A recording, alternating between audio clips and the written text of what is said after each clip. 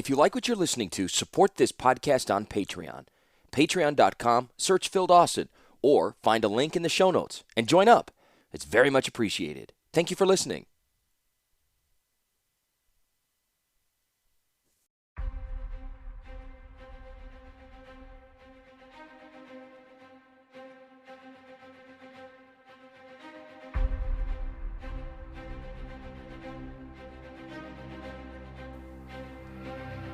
Chapter 14.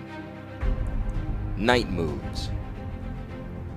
Tanos picked out a white wine from the larder's private stock, which the palace cook assured him was the finest vintage the Corliss vineyards had produced in 100 years. Still, Urza's apprentice felt more like a spy than a scholar with a jug of wine. As an afterthought, he picked up his yarrow wood serpent, the one that had pressed Urza years ago. He wound the toy's spring, set the latch, and put the coiled wooden snake in his pocket. Off across the city, the midnight bell was tolling. Servants would be clearing the banquet by now, and those revelers not capable of making it back to their quarters would be rolled to a convenient corner and covered with a blanket until morning. Urza and Kayla left arm in arm, their heads bent together in conversation. Mishra had completed one last dance with his men, then bade them return to the encampment. He and Ashnod would be staying at the quarters provided in the palace. At the time, Tanos thought that the availability of soft beds and running water had something to do with that decision. After talking to Ashnod, Tanos had stopped drinking the nabis. However, the other drink being offered was a thick, syrupy coffee served in small cups.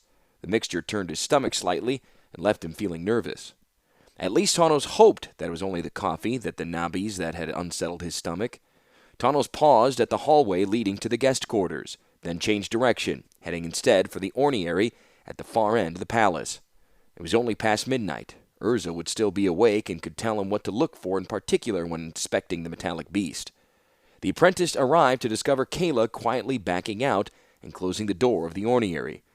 Watching into the workshop as she did so, she gave a small jump when she saw Tanos standing there, then raised a finger to her lips. "He's resting," she whispered. "It's early for him," said Tanos quietly. "It's been a long day," she said. "And a good one for him." "Yes," said Tanos. "He and his brother seem to be getting along." Kayla pushed a loose strand of hair back, and a small smile broke across her face. "Yes, that," she said. "Among other things, in any event, I don't think you should disturb him for a little while." Tanos nodded, suddenly aware that he was carrying a bottle of white wine with him. Fortunately, Kayla did not say anything about it. Regardless, he shifted the jug slightly behind him and asked, "About the, discussion you two had earlier?" Kayla shrugged and moved away from the door. "We've talked. We had a good talk." "And what did he say?" asked Tanos. Kayla hesitated for a moment, then said, "He didn't say no." Tanos gave a sage nod. "Well, that's a start." "A good start," agreed Kayla. "Now I think we both have other places to be at the moment." Tanos blushed slightly. Of course, the Queen had seen the bottle and made the assumption he had some late-night rendezvous. Tomorrow he would tell her the truth of the matter and the nature of the dragon engine. For the moment, he merely bowed and retreated back toward the guest wing. The guest quarters consisted of a separate wing of the palace of Krug, and Ashnod and her master had been placed on separate floors, each in a huge encampment of suites. A hand-picked group of servants, known for their open ears and shut mouths, had been assigned to the wing, along with a number of loyal guards. The Phalangi were allowed to keep their own bodyguards, with the understanding that they too would be under guard. After the second night, Mishra had dismissed his own guards as a sign of his trust in their hosts. The arrangements were very Krugian in nature. Each offer of benefice concealed some implicit method of control. Tanos wondered how much of it was Urza's doing and decided that there was little involving his brother's visit that the chief artificer was not aware of. The guards raised their short pikes to let him pass. Tanos knocked and the unlatched door opened beneath his knock. Ashnod was working at the table, fitting wires around an animal skull which had been affixed to her dark wooden staff. She held up a hand as Tanos entered. "One moment," she said, and looped a small strand through the skull's nostrils. "There. Done." She looked up. There was a curious fire in her eyes that Tanos had seen before. He had seen it in Urza's eyes when he was working on a new refinement of an invention, in the mirror when he himself was helping the chief artificer. Ashnod blinked, and the fire banked for a moment, but now that Tanos had seen it in its full glory, he could still detect it. "Just a little project I've been puttering with," she said, setting the staff aside. Tanos looked at the staff and noted that the animal skull fit snugly over the end. Anything you need help with? He offered. Ashnod shook her head. Just a craft to keep my hands busy. Then her eyes lit up. Ah, you've brought the wine. I'll get the goblets. We'll do a toast, and then take the jug with us to the engine. Tano set the wine down on the table and seated himself at the bench. I hope that this is not too late. Not late at all, said Ashnod, saluting the other apprentice with a pair of brass cups, their stems crossed and clenched in her small fist.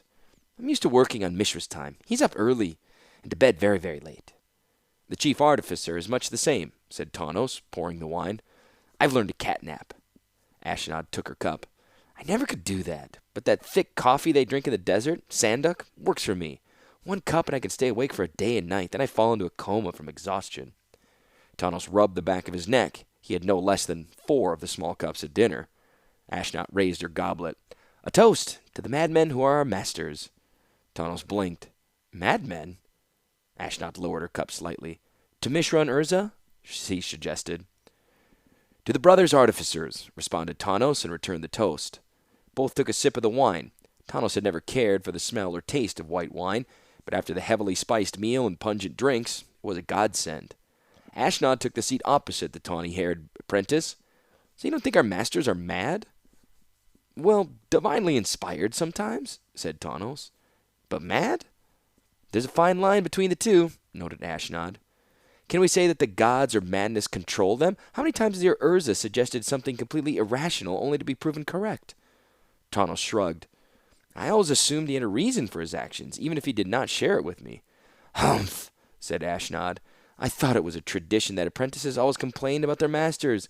You were a toy maker, I hear. Didn't you complain about the master toy maker then? Well, the master toy maker of Jorlin was my uncle, so I never, said Tanos, then stopped as Ashnod broke out in peals of laughter. Ashnod must have read the disappointment in Tanos' face because she quickly cut her chuckling short. You sound like a baby duck. I was following along behind its mother duck. Such loyalty is so sweet. So your first master was a relative, and your new master is... Tanos shrugged. He's Urza. He knows more than anyone else I've ever met. Ashnod looked at Tanos and said in a low voice, Gods below, you're serious, aren't you? Tanos shrugged again. Sure, why have a superior who doesn't know more than you do? But you know things he doesn't, right? Said Ashnod, motioning with her now empty cup. Well, yes, said Tanos, pouring the wine for her, and then as an afterthought, topping off his own goblet.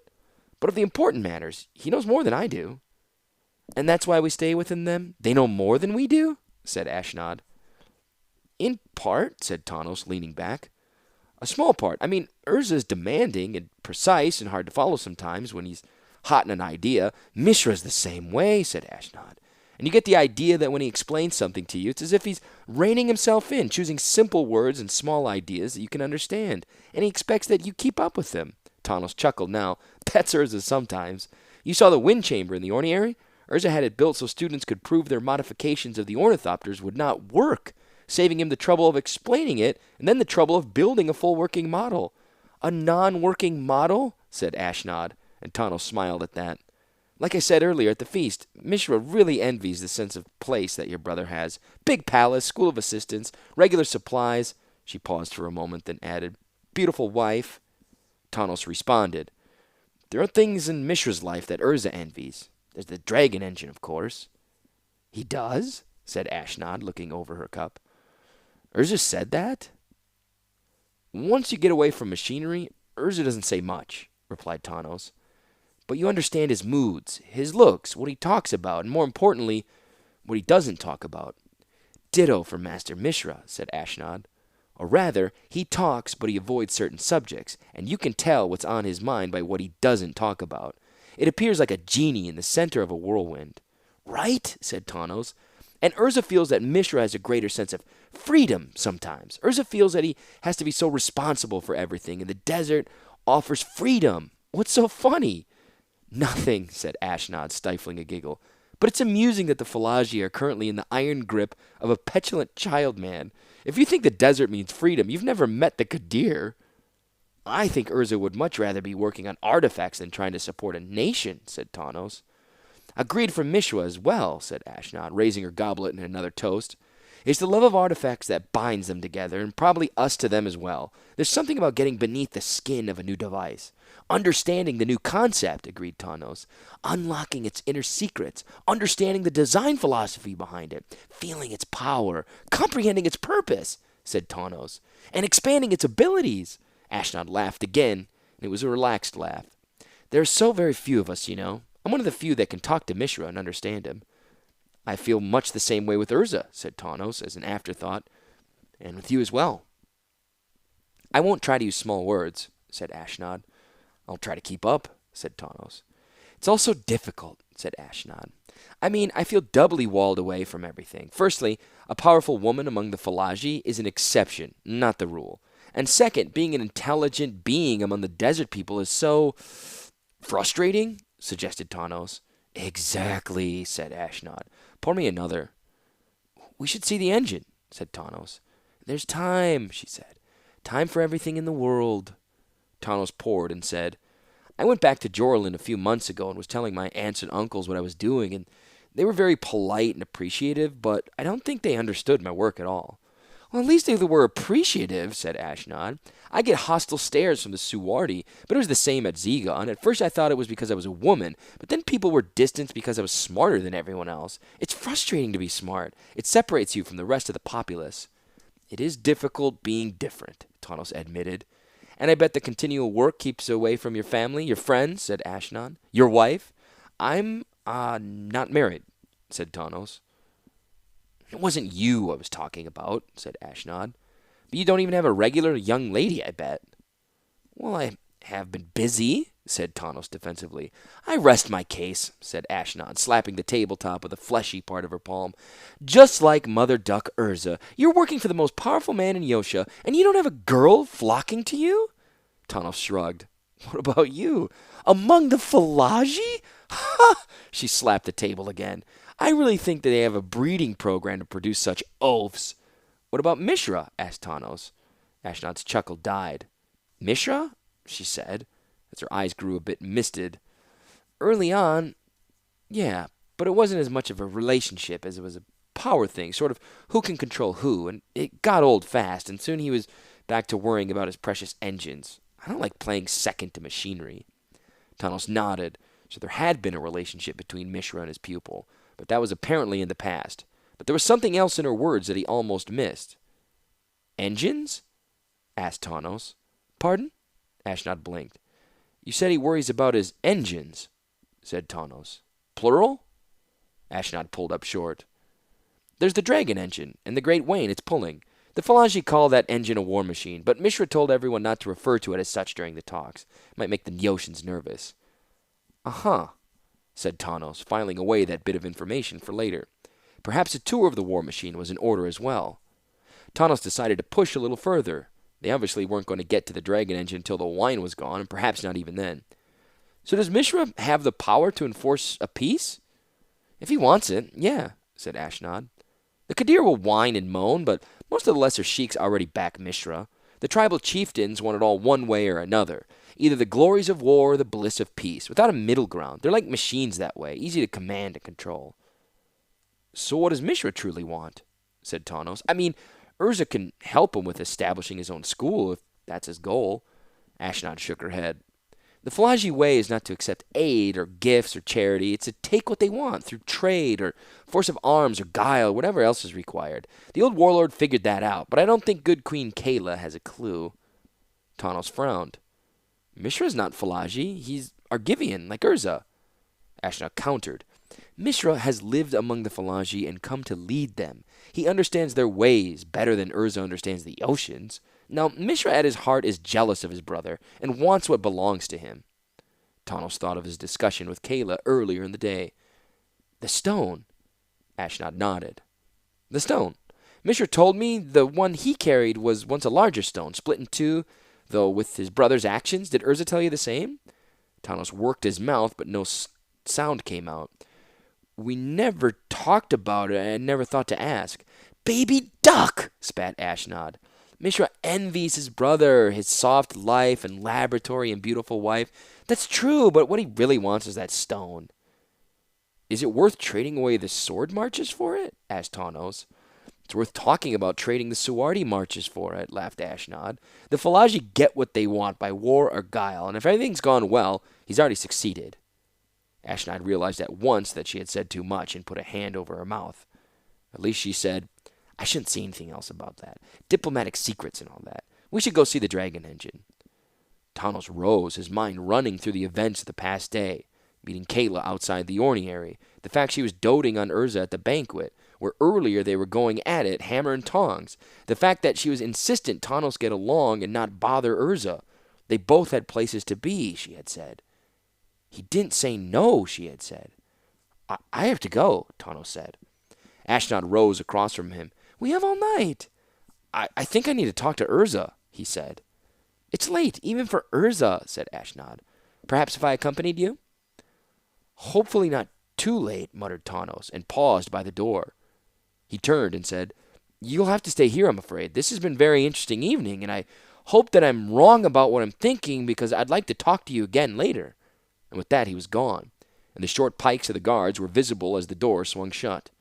Ashnod shook her head behind him, cradling her brass goblet in one hand. Outside, Tanos was shouting for the guards to find Ambassador Mishra. She said too much, she thought, and too soon. She shook her head and drained the goblet of the last of the wine. Then she went to her jewelry box and removed a pair of earrings. She pried the iridescent stones from them and put the skull-headed staff back on the table. Slowly, but with practiced skill, she started to fit the small power stones into the skull's eyes. Tanos had to shake Urza awake. The chief artificer did not rouse when his apprentice burst into the ornery, nor when he called his name. There was an overturned ewer of pungent wine on the floor, but only a thin stream issued from its wide mouth. Similarly, a pair of half-empty goblets left sweating circles on the plans of the work desk. Urza was curled up tightly in a blanket, snoring softly. On the day cot he would use when working late or when fighting with Kayla. Tanos shook Urza's shoulder, hard, and the artificer was awake in a moment, sitting bolt upright, his eyelids beating rapidly to blink back to the sleep. Tanos, what is there fire? What's wrong? Beneath the blanket, Urza was half-dressed, and those clothes he was wearing were bunched together in odd shapes. Tanos looked at Urza and said, Sir, your stone. Instinctively, Urza's fingers went to his chest, where the stone normally hung. They closed on empty air. Immediately he raised the hand to touch his neck, but the chain that hung there was missing. The stone, he said, the last dregs of sleep banished from his eyes, replaced by a hot fire. Where is it? He immediately began tearing up the bedcloths and blankets. Sir, said Tanos, I ran into your wife as she was leaving here. Kayla? Said Urza, looking up. Then his face turned stern. Kayla, he said again, a dagger's edge in his voice. Urza became a flurry of action, gathering his banquet regalia into some semblance of order. He grabbed the cape, looking for loops, then abandoned it entirely, cursing and flinging it across the room. Then he was at the door, bellowing for Tanos to follow. Tanos was taller than Urza and should have been able to catch up with the smaller man easily. But Urza moved as if he was an ornithopter incarnate, gliding through the halls at inhuman speed, passing the guards like they were no more than ghosts. Tanos was himself stopped by guards from the guest wing, who informed him that Mishra was not in his quarters. A full search of the wing revealed nothing, they added. Would Tanos want them to seal the palace and send a runner to the Falaji encampment to determine if Mishra had returned there? Tanos hastily agreed, but by the time he concluded this brief conversation, Urza had vanished ahead of him. There were shouts again from the royal quarters as Tanos approached, but this time both of the voices were male and booming. In addition, this time the door was open, nearly ripped from its hinges, and Tanos thought it opened with a sharp kick as opposed to a twist of the latch. From the doorway issued an ever-changing spectrum of light. Tanos paused in the doorway and raised a hand to peer past the light. It issued from Urza's Mightstone and from Mishra's gem as well, forming the poles of a magnet, with the light itself acting like metal filings stretched between them. Urza had regained his stone, and now was snarling at his brother across the room. Mishra was shouting something else incomprehensible back at him, the warm smile of the Falaji ambassador replaced with a feral snarl. Their words were lost in an angry humming of energy between the two stones. Between them, against the far wall, was Caleb bin Krug. Tanos noticed that Urza was not the only one who had dressed in a rush. Mishra's clothes were in an equal disarray, and the queen had a sheet wrapped around her torso, clutched at her chest. She saw Tanos, and her face shone with relief. She said something that Tanos could not hear over the throbbing pulses of the battling stones. She took a step forward, toward him. Tanos threw up his hands and shouted for her to stay back. Whatever was happening between the stones and between the brothers involved energies he neither recognized nor trusted. It could have been Tanos' shout or a wave of his arms, or it could have been seeing Kayla stepping almost into the energies between the two stones, or it could have been a moment of weaknesses on Urza's part, but Urza dropped his stone. Only for an instant, and he still gripped it in his hand, but he dropped his stone, and it was enough. A violent rainbow of energy spewed forth from Mishra's stone and slammed into Urza. The lanky chief artificer was bodily lifted up by a force of the blow and flung backward against the armoire, breaking the doors of the cabinet inward from the impact. Then suddenly the energy from Mishra's stone went out. It was as if those within the room were suddenly plunged into the dark. So great was the magnitude of difference in the light. Tanos blinked and started toward where he knew Urza lay. Someone heavy, burly, Mishra, he later realized, slammed into him, brushing past him and out the door. Kayla was at Urza's side already, crying as she knelt next to the prostrate form. Urza's eyes were open, but showed only whites, and his breath was shallow and frothy. Still clenched in his hand was his might stone, a rainbow of colors leaking between his fingers. "The temple amulets," said Tanos to Kayla. "The ones Urza made. Do you have one here? Perhaps we can—" Kayla was nodding, but neither had time to finish their thoughts. The stone clenched in Urza's hand began to pulse more, to flash through the spectrum and into ranges that Tanos felt more than saw. Slowly, Urza's other hand raised and grasped the stone, and his breathing became more regular. His eyes closed, and when they opened again, they were normal. No, they were not normal, Tanos realized. They were filled with emotion, filled with rage. Urza got up. Kayla tried to restrain him, to tell him that he should rest until the temple priests arrived, but he brought up an arm to ward her off. He brought it up too hard and too fast, for he knocked Kayla with it. She sprawled backward, and Tanos rose with his superior, putting a hand out on Urza's shoulder. Urza battered the offered hand away. "Where is he?" snarled. His hair was a tangle, and Urza looked more like a madman than an artificer. Tanos said nothing, but looked at the door. Urza was striding toward it at once. Kayla shouted after him, but he did not look back. Kayla was sobbing now, her tears staining the sheet gathered in front of her. "I tried," she said, then took a deep breath. "I tried to do the best thing for my country, Tanos." Tanos could not think of anything to say, but there were more shouts in the hallway. Tanos helped Kayla to her feet. "Get something on, and bring guards," he said, and he was out of the doorway as well. There was a great clamor toward the guest wing, and Tanos thought that Urza had found his brother all too quickly. There were shouts and screams, and an unearthly flickering of light. He ran for the wing, hoping to prevent any fatalities. Instead of Urza and Mishra, he found Ashnod. She was wielding the staff that she had been working on earlier. Now its eyes glowed with the eldritch nature of power stones, and lightning coursed along the wires that had been spun along the skull. There were several of the guards down along the hallway, most of them clutching their heads and moaning. Ashnod was swinging the staff back and forth, the gold-lit skull trailing a shadow of color. She was unharmed as of yet, but sweat cascaded down her neck and shoulders.